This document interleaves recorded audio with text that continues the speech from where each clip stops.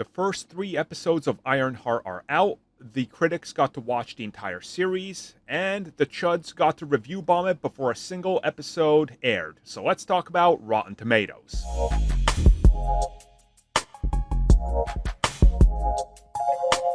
So let me get this out of the way. Why didn't I review Ironheart? First and foremost, I don't care for press screeners. If they ask me to do it, I don't like to accept them because of the NDAs and things. I like to watch things as a fan and experience them as a fan. And the few times I went to advanced screenings of films because I was invited, I just didn't enjoy it. I like going with my friends, experiencing it right there and all of that. Spoiler speculation, that's what I'm about. Ricardo took the screeners, he reviewed it for us, he enjoyed it.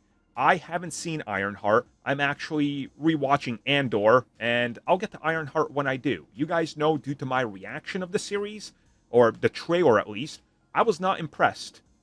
So I don't care to get to it. I'll get to it before it's done, and I'll give you guys my series review once it's over next week. But until then, just understand it's not on top of my priority list.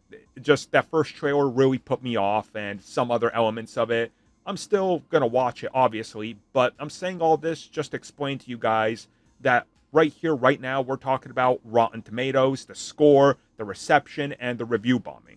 So, of course, we got to get to it. If you don't know what Rotten Tomatoes is, I got to spell it out for you, so here we go. Okay, let's explain what Rotten Tomatoes is. So, to make everything really simple, Rotten Tomatoes is an aggregate review site which, if your movie is seen as super successful and the critics love it, you get a fresh rating. If your movie's between amazing and bad, you get a tomato. And if your film is bad, you get a rotten rating. Now, these are calculated not by Rotten Tomatoes, and people never seem to understand it, because they're constantly complaining about how Rotten Tomatoes is wrong about their favorite film and focusing on the audience review, which should tell you everything you need to know because Rotten Tomatoes has 2 different scores. How this works is that they take all the critics that are approved for their system, aka places like Variety, Deadline, and so forth, including smaller outlets, and they contribute to the tomato meter, while on the other side, you got the audience score, and typically there is usually a discrepancy between the two. All these scores are put into a aggregate machine, and, well, it spits out what your Rotten Tomatoes rating would be, / the overview of it, and you got it with, well, the RT score. And if that's not good enough for you and you want more insight besides just the number, you can click the reviews or the ratings, and it brings you all the way down to the bottom of the page where you can scroll to your heart's content and see what fans and approved critics think of various different projects. There is no singular person at Rotten Tomatoes that's responsible for this score, so when you hear people saying Rotten Tomatoes is wrong, that's because they don't understand how the system works. The system is pretty simplistic. It's a great way to be able to gauge the general consensus of critics and audiences, and, well, it's a service that's become commonly and widely used across the industry to gauge interest and, of course, the love of franchises and projects.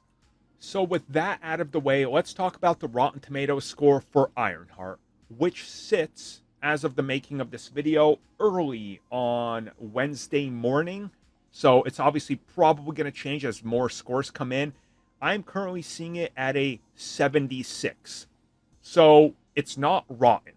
It's sitting at a pretty decent score.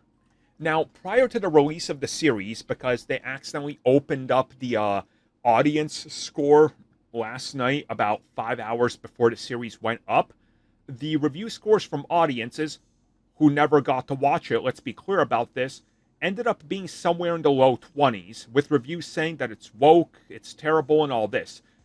Those reviews were fake, guys, because none of the people have seen it. There was literally posts on Reddit and Twitter for people to just go review bomb it before it's out. Now, that has been taken care of, and looking at it right now, again, very early Wednesday morning, the audience review score is sitting at a 78. Okay, that's fair. I could probably see that being real. Again, as somebody who hasn't watched it, who's not eager to watch it, and I'll binge watch it when it's all done, I personally don't care. You guys know how I feel about audience scores, reviews, and all this. I don't care. Like, I just saw 28 Years Later, and that has some of the highest review scores I've ever seen for any film. and I saw it myself, and I was like, did I watch the wrong film? Like, you get what I'm saying, right? That's how it goes. So Ironheart got review bombed, not surprising.